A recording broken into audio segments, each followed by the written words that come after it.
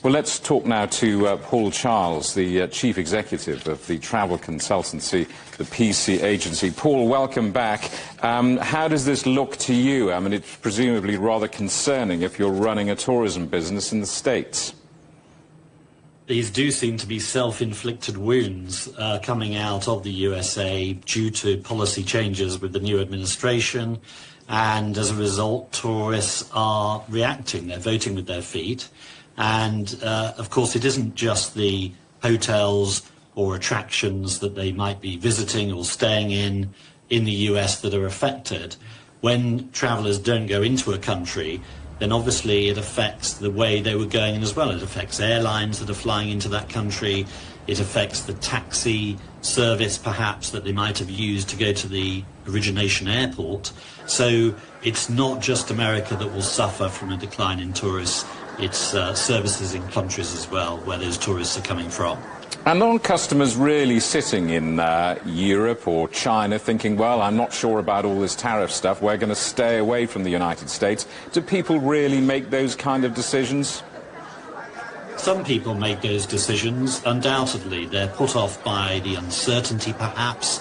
They're put off by higher costs. The swinging, seesawing, if you like, of the dollar might have an impact as well, because their holiday or business trip cost will change whilst they're staying in America itself. So all of these are factors which can affect whether, in fact, somebody decides to continue with a trip, or indeed whether they pre-book some months in advance. And that's the danger, that they're put off from travelling for some months. Are you able to work out yet where people might be going if they're not booking to the States? We are starting to see some signs already of where people are choosing to go. Canada is clearly benefiting, just next door to the United States, of course, giving a semi-American experience, but with an English twist. So Canada has been doing very well. Europe is starting to see more visitors booking for the April to August period. So people choosing to stay perhaps within Europe rather than leave Europe and go to America.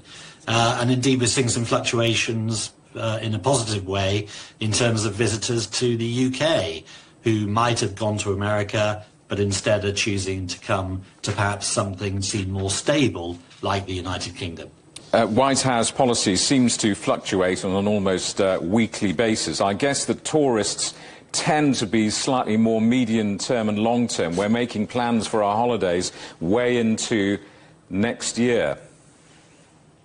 Certainly, as far as the US is concerned, it tends to be a market where people book well in advance.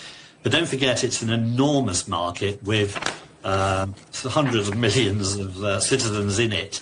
And if the tourists don't arrive from overseas, then you see a pump priming of domestic tourism. It's such a large market, the US. You can have a significant positive impact on the economy just by bringing in more tourists from, say, California into Florida. So whilst there may be fewer tourists from overseas going into the US in the last few weeks, we're certainly seeing more tourism within the US itself. And so that's one reason the Trump administration will look at to say, well, we're having a positive impact on tourism domestically. Paul, good to see you. Thanks for that. Paul Charles, the Chief Executive of the travel consultancy, the PC agency.